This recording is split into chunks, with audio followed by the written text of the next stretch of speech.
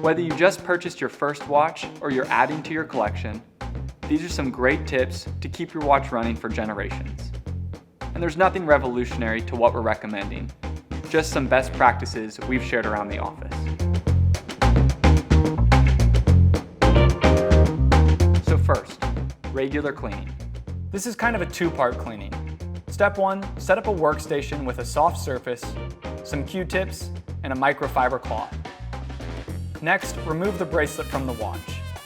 Then thoroughly wipe down the watch head and bracelet with the microfiber, and use the Q-tips to get in between the lugs and the hard-to-reach areas on the bracelet. This also acts as a checkup to make sure nothing is in need of repair. So check things like the bracelet, the clasp, and the spring bars. We recommend doing this once a month. The second part to cleaning is something we recommend doing once a quarter. And because it involves water, we only recommend this with watches that have a screw-down crown. Take a toothbrush and some warm water and just clean the watch head and bracelet. This is fairly similar to the first cleaning, but with a little bit more elbow grease. Lastly, make sure to dry off the watch and the bracelet prior to reassembly. We also recommend not using soap.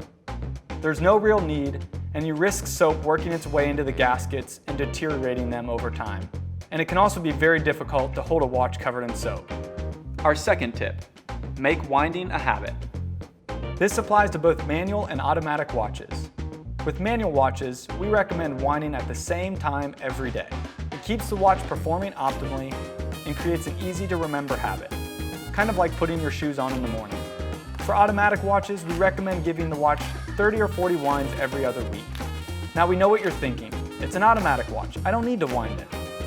And you're not wrong, but a watch works best when it's fully wound, so this really is a best practice.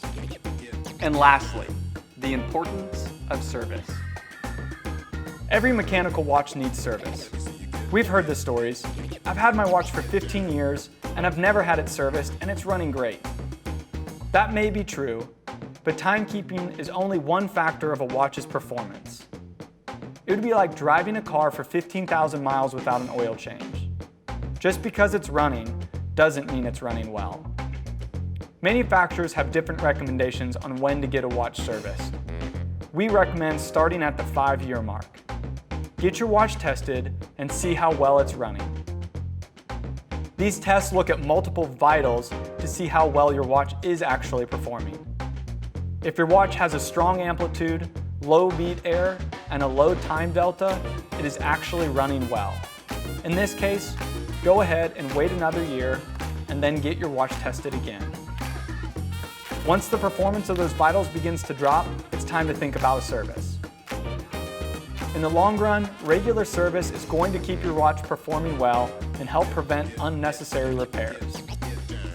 Again, none of these practices are revolutionary, but together they do something. We believe they create a connection with your watch, something you cannot experience with your phone or your computer. And it's like the old mantra, you get out what you put in. The better you care for your watches, the better they will work for you and the longer you will have them. Let us know some of your best practices and tips for caring for your watches.